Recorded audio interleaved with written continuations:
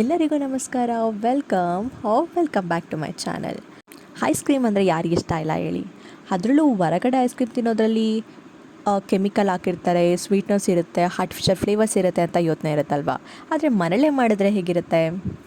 So ಮನೇಲೇ ice cream ಮಾಡಿದ್ರೆ ಆರಾಮಾಗಿ ಗಿಲ್ಟ್ ಫ್ರೀಯಾಗಿ ಖುಷಿಯಾಗಿ ತಿನ್ಬೋದಲ್ವ. ಸೊ ಈಗ ಮಾಡೋದು ಯಾವ ಐಸ್ ಕ್ರೀಮ್ ಮಾಡ್ತಿದ್ದೀನಿ ಅಂತಂದರೆ ಬನಾನಾ ಐಸ್ ಕ್ರೀಮ್ ಮಾಡ್ತಾಯಿದ್ದೀನಿ.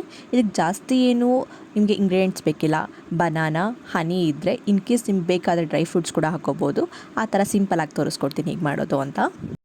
ನಾನು ಬಾಳೆಹಣ್ಣು ತೊಗೊತಾ ಇದ್ದೀನಿ. ನಾನಿಲ್ಲಿ ಸ್ವಲ್ಪ ಜಾಸ್ತಿ ಕ್ವಾಂಟಿಟಿಯಲ್ಲೇ ಬಾಳೆಹಣ್ಣು ತೊಗೊತಾ ಇದ್ದೀನಿ. ನಿಮಗೆ ನೋಡ್ಕೊಳ್ಳಿ, ಒಂದು ಟೂ ಆದರೂ ಸಾಕಾಗುತ್ತೆ. ಸಿಂಪಲಾಗಿ ಫಸ್ಟ್ ಟ್ರೈ ಮಾಡೋಣ ಅಂದಾಗ 2 to 3 ತೊಗೊಂಡು ಮಾಡಿ.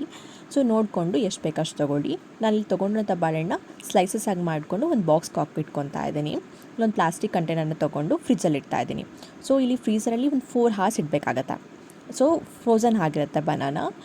ನೀವು ಬಾಕ್ಸ್ ಓಪನ್ ಮಾಡಿದಾಗ ಗೊತ್ತಾಗುತ್ತೆ ಪ್ರೀವಿಯಸ್ಗೂ ಆಫ್ಟರ್ಗೂ ಡಿಫ್ರೆನ್ಸ್ ಏನು ಅಂತ.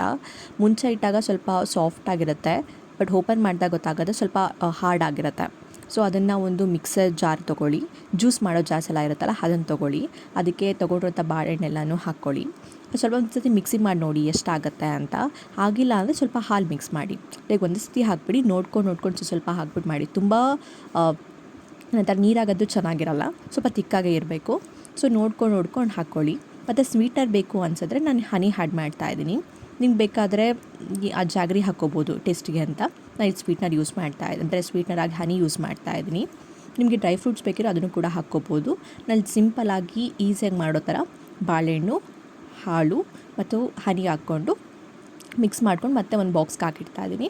ಮತ್ತು ಫ್ರಿಜ್ಜಲ್ಲಿ 4 hours ಇಡ್ತಾ ಇದ್ದೀನಿ. ಓಪನ್ ಮಾಡಿ ನೋಡಿದರೆ ಅದು ಫುಲ್ ಐಸ್ ಥರ ಈ ಥರ ಫುಲ್ ಗಟ್ಟಿಯಾಗಿ ಬರ್ತಿರುತ್ತೆ. ಸ್ಕೂಪ್ ಮಾಡಿಕೊಂಡ್ರೆ ನೋಡೋಕ್ಕೆ ಫುಲ್ ಅಂದರೆ ಹೊರಗಡೆಂತ ಸಿಗುವಂಥ ಐಸ್ ಕ್ರೀಮ್ ಥರನೇ ಇದೆ. ಟೇಸ್ಟ್ ಕೂಡ ಅಷ್ಟೇ ಚೆನ್ನಾಗಿರುತ್ತೆ. ನೀವು ಟ್ರೈ ಮಾಡಿ ನೋಡಿ. Hope you like this video. Subscribe for more.